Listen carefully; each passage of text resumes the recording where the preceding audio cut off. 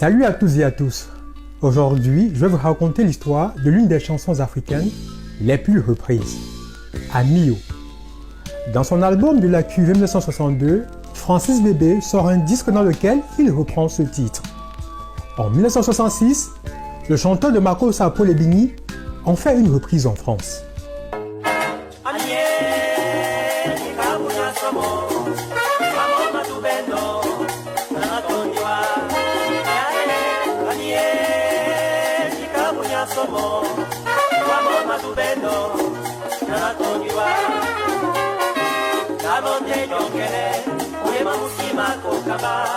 Bébé Manga reprend cette chanson en 1980.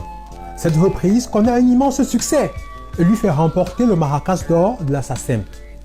C'est cette version qui reste la plus connue aujourd'hui.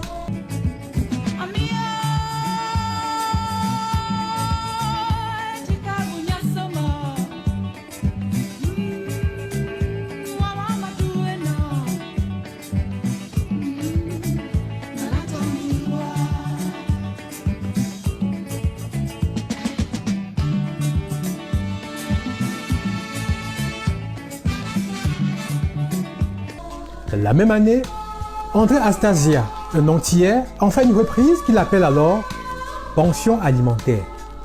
En 1981, c'est au tour d'Henri Salvador d'en faire une reprise.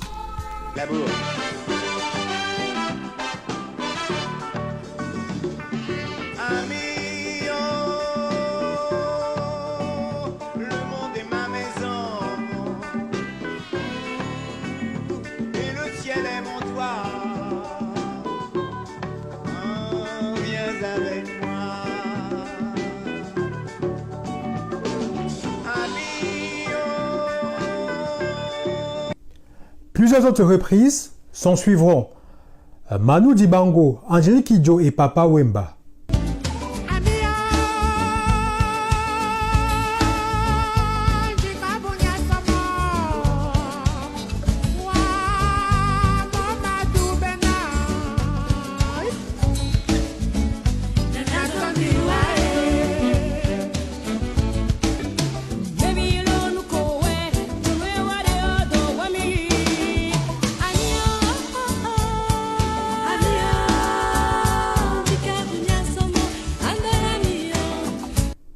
Mania Kabel.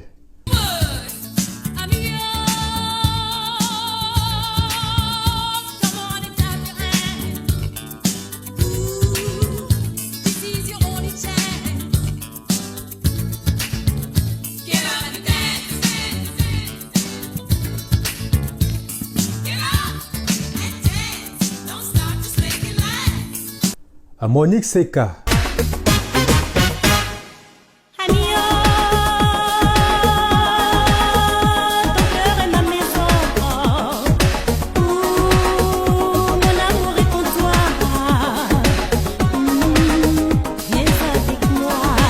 Jackie Bio. Oh, ami, oh, tu m'as fait deux enfants. J'ai dû quitter les bancs. Tu vas m'épouser, oh. Ami, oh, oh, oh, tu m'as volé 6 ans. Tu montes ou tu descends. Tu vas m'épouser, oh. Bisso na Bisso. African Connection.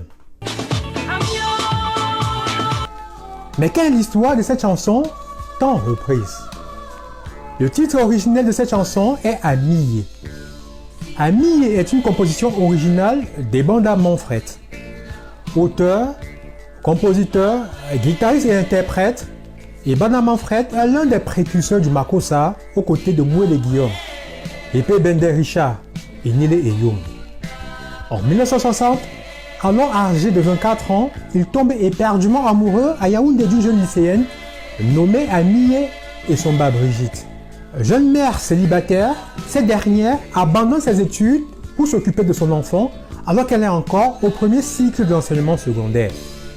Et Banda Manfred décide de prendre son courage à deux mains et lui exprime ses sentiments.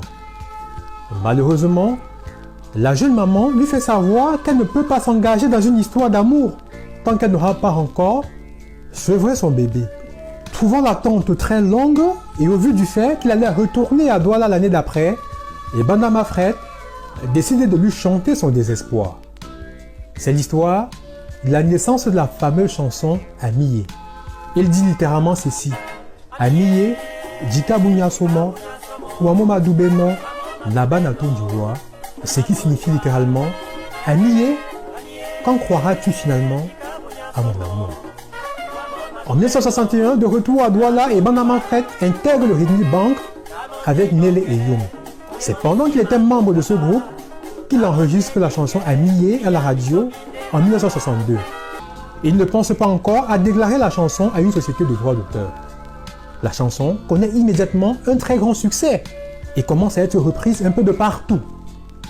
La chanson Amiye a été produite au moment où Amiye et son bas Brigitte s'étaient déjà mariés.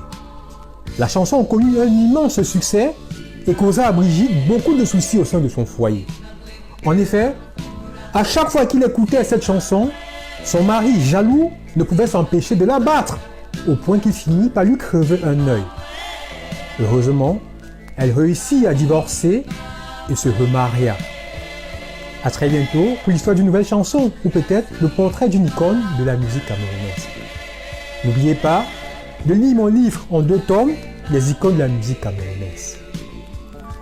Harold Ketch était de passage. Mais ne l'oubliez surtout pas, la terre est sale.